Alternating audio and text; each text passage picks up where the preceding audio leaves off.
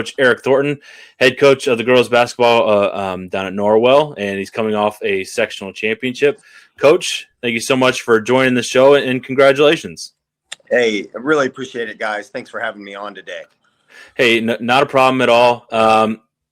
It was last night was a little bit of a struggle, you might say. Had to tough it out.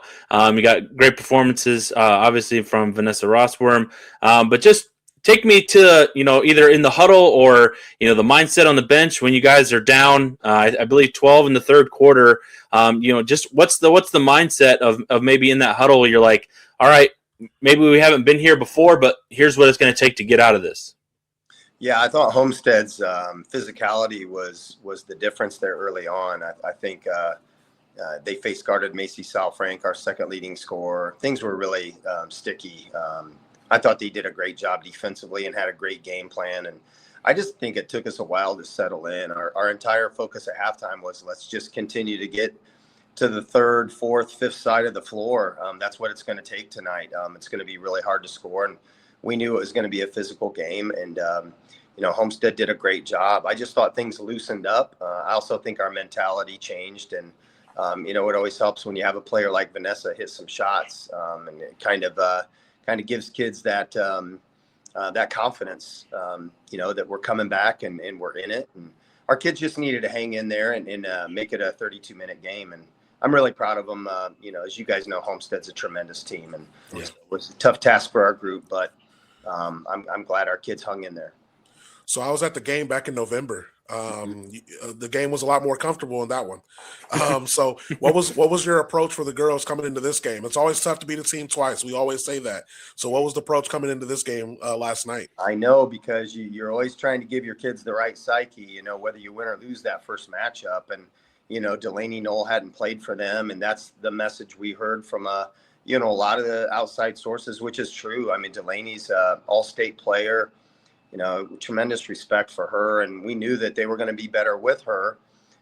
She was going to play more of the point guard position. They put Epps more in the post where she can really go to work in there. And so we saw Maya in the post late in the fourth quarter there in our first game, and she had some success in there. And so we knew that was going to be where they utilized her most of all. And, she can play anywhere, obviously. And so, with those two changes, that's what we kind of prepared for. We can't let Maya get great touches inside, and with the ability to make a lot of moves and do some damage to us in there. That's easier said than done, as well as pay attention to all their perimeter players. So the way we play our 1-3-1, you adapt and it morphs to the scout. And, yesterday, we held them to the same amount of points that we did the first time. Holding Homestead to 46 points is nearly an impossible task. But our kids did it twice, and the second time for sure was harder than the first. Yeah, I was looking back at some results for this season, but also in historic seasons as well. It feels like you've had just you took your defense up just another notch for this season. What's been the difference for this season to have that defense just take that one step further and be able to slow down a team like Homestead who's got a lot of firepower? Yeah, that's a great question. I would just attribute it to the senior leadership that we have. We've got we've got kids who have played this system now for multiple years, even before high school. But it's really become good here the last couple of years where we've been able to get a little more scout specific.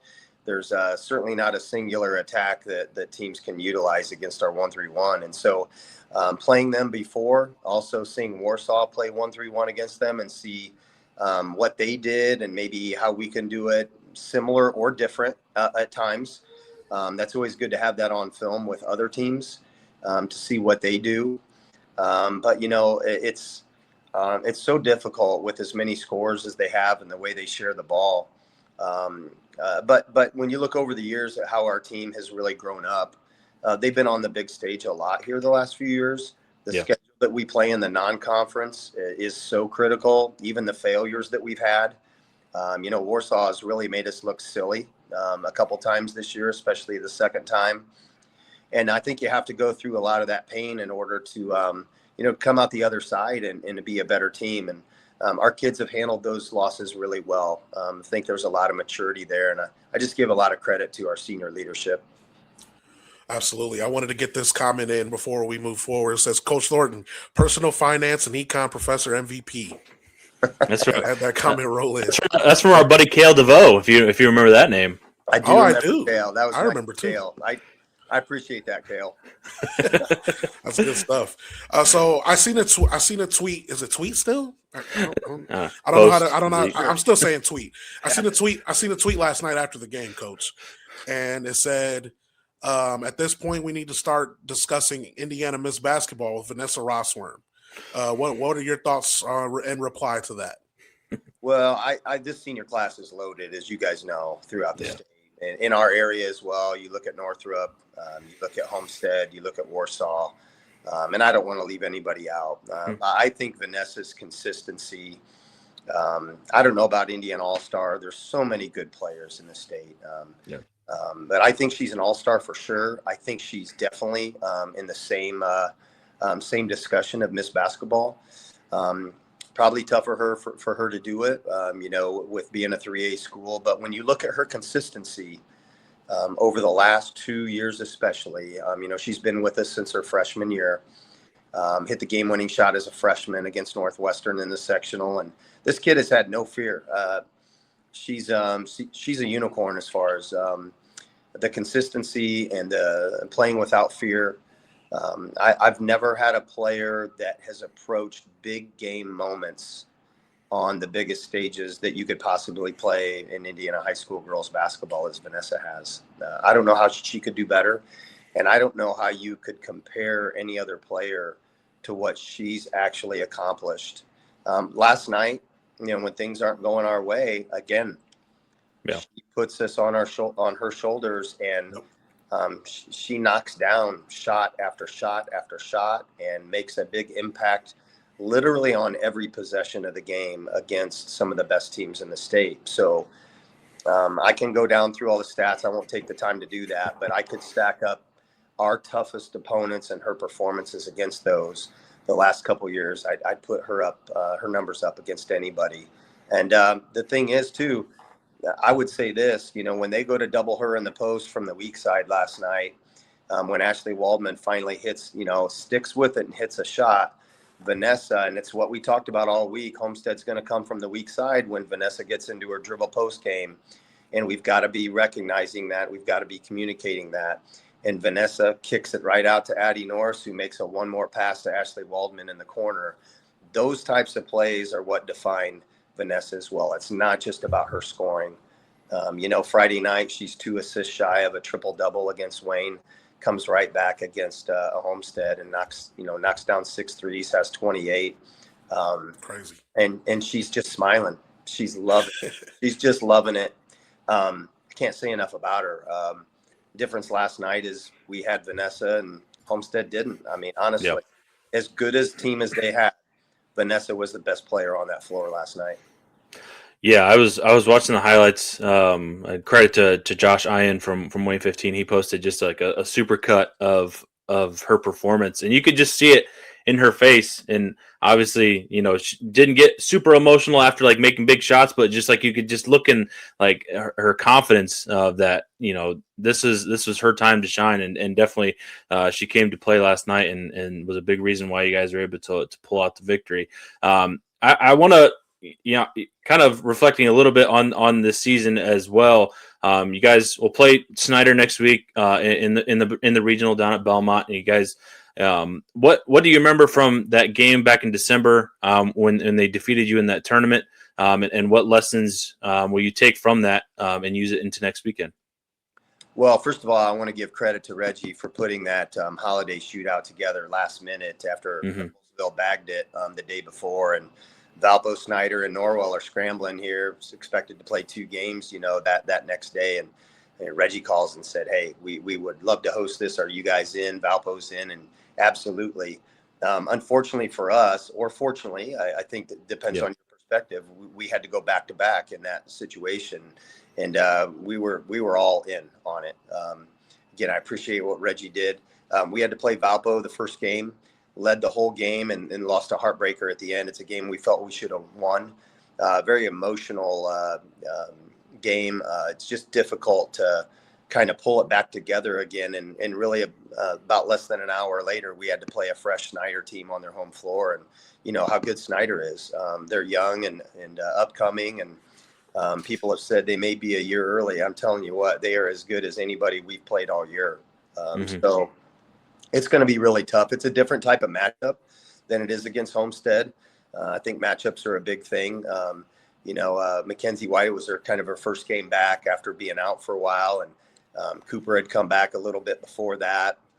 And then, they just they jumped on us at the beginning of the game, and we just had to fight. And to our kids' credit, they did. But we just didn't have a lot in the tank at that point, and Snider played exceptionally well. And we know how difficult of a game that's going to be, and their athleticism, their strength. It's a different type of matchup for sure. Those aren't the types of bodies that we have, on our team. So we're going to have to figure some things out throughout the week. But we're sure excited, that we get a chance to play those guys. So I know we talked about Vanessa and her leadership and the way she plays and leads her team, but there are obviously some other girls that deserve some shine as well that help. It's a team game, and there's a reason why your girls are still playing this late, even moving up to 4A this year. There's a reason you're still playing. So talk about some of the other girls that are also balling for Norwell right now that are also that may be going under the radar a little bit. Yeah, I'd love to talk about the rest of our team because, as you mentioned, we're not still playing without being a true team.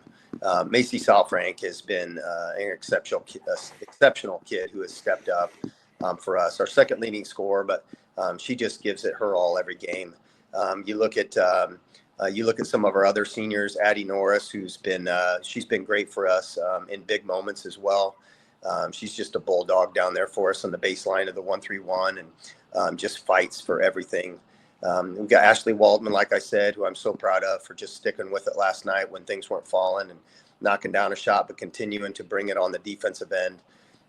We've got Jada Dale, who gives us a lot of energy off the bench, is another senior, and Larkin Smith, who's our sixth senior, but would start on a lot of teams for us in the past and a lot of teams in the area.